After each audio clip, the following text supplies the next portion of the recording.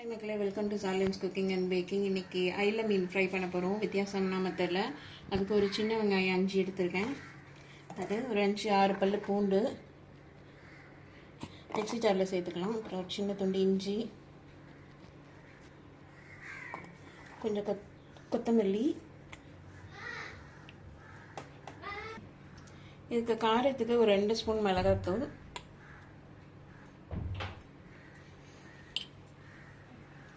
ஒரு ஸ்பூன் மஞ்சள் தூள்,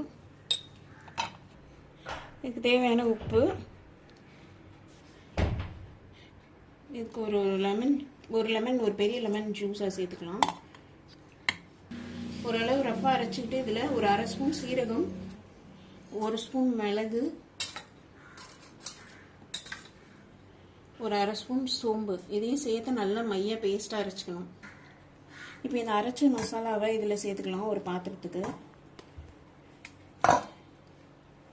ஃபிஷ்ஷு இந்த மாதிரி கத்தி வச்சு கோடு போட்டுக்கோங்க 2 சைடும் போட்டுட்டு, அப்புறமா இதில் நல்லா பரட்டி மசாலாவில் பரட்டி மேரினேட் பண்ணிடலாம்.